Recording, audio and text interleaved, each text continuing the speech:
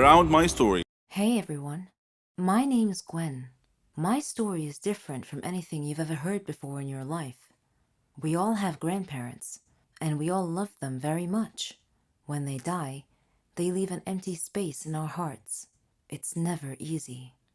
My grandpa died a year ago. Before he died, he left me an old weird-looking chest, which I never thought to open before, until today. I opened the chest, but all I found in it were 2 pieces of paper. One of them had only 2 words, Grandpa's house, and the other had a map drawn on it. I thought for a while, then I decided to go to my grandpa's old house and check things out. So, I went to the house. As I took out the key to open the door opened wide. There was no one else there. I was scared, but I was curious to find out more about the map. So I went in. As soon as I got inside, the door slammed shut behind me. I was shocked and scared, but I wasn't gonna back out now. The house looked so creepy and eerie, like it was abandoned for 100 years, and it felt so cold, like standing on ice. I opened the map in my hands and looked around. It showed the inside of the house. I followed the path till I reached the door. When I stood in front of it, it opened slowly on its own. Terrified, I took 2 steps back, but I glimpsed a shadow inside, so I moved forward.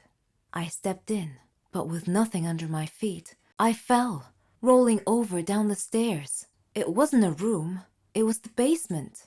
I tried to get up, but there was something on my legs. Of course, it was too dark to see what it was. Every time I take it off, it falls back again. I looked for my phone, but it wasn't in my pocket. Oddly enough, when I looked again, it was there. I took it out, and I turned on the flashlight, and there was my surprise. On my legs was the bony arm of a skeleton. I kicked it away and stood up quick. I lit around the room with my phone, but it was full of skeletons all over. Of course, no need to tell you I was scared the heck out of my wits. What happened next was beyond the understanding of an average person.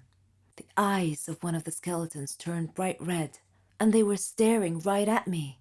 My feet started moving backwards automatically, and I found 2 bony hands clasping my neck. I freaked out, but then, suddenly, all the skeletons moved and stood in 2 lines, clearing a path for me.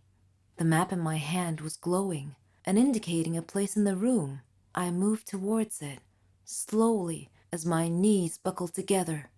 There was a huge chest. When I opened it, I found a ton-load of money. Strangely enough, all the skeletons had disappeared, and the furniture in the room was floating around the air. I got scared, and I ran for it, but I came to the stairs, and I found the door locked. It wouldn't open. The skeletons appeared around me once again, and they were pulling me off the stairs. I soared through the air and landed on the chest. Then I was out cold. When I came to, I found myself inside the chest, like it was a coffin of some sort, and I was lying inside, feeling numb all over. I could see the sky, but it was cloudy. I felt like I was being buried. Then I heard a voice. It said, "Welcome to your grandpa's treasure." This is what happens to people like me, dumb people like me who follow a stupid map to look for their grandpa's worthless treasure. They'll tell you their stories from their graves. I adore detective adventures and solving puzzles that others can't. I'm crazy about this. I love challenges and mysteries. I'm Ramon, but my father's nickname for me is Megamind. I'm 14 years old, and I'm typically ranked number 1 in my class every year. I have become famous for solving riddles. Many comers have tried to unseat me, but all have failed. I love to examine minute details. But let me get on with telling you my story. One hot summer, we had just finished our exams at school and were going on summer break. So I organized a trip to the beach with my friends. Beach weather is amazing. Clear skies, cool ocean breezes, sand, and sun. Just amazing. One day, before my beach trip, my mother handed me a letter from my grandmother. I was surprised and thought it was a little weird because Granny owned a hotel in the surrounding area nearby. It had wonderful views all around it. I had opened the letter, which read, "Dear Ramon, how are you? I hope you're enjoying your summer break. Would you mind spending a couple of days with me? I have a serious matter that I would like to discuss with you. Granny." Initially, I thought that it was probably some silly matter, but then my inner voice told me that it might be important. I was conflicted between going on my beach trip or visiting my granny. I decided to visit Granny first. She was family after all, so off I went. Though my grandmother lived in a beautiful area, the closer I got to the hotel, the more my inner voice was nagging me. When I arrived at the hotel, Granny was waiting for me. She smiled and hugged me. I had missed her so much. She had company. Raul, her maintenance man, and Malika, her housekeeper and assistant. There weren't any guests in the hotel at the time, and I asked her why. Her face changed, and she said that was what she wanted to speak to me about. So we went to her room to talk. She then proceeded to tell me that the hotel was haunted. "Haunted?" I exclaimed. "What makes you think that?" Granny said, "The hotel has evil spirits that frighten the guests at night." I didn't want to believe it, but I knew Granny was a rational person. I suspected there was more to this than meets the eye, so I decided to investigate this intriguing mystery. On my first night at the hotel, I waited until midnight. Then I lit a candle and walked through the halls of the hotel. There were photos on the wall, and I could hear whispering and the rustle of the leaves outside. It was a little spooky and unsettling, and made my blood run cold.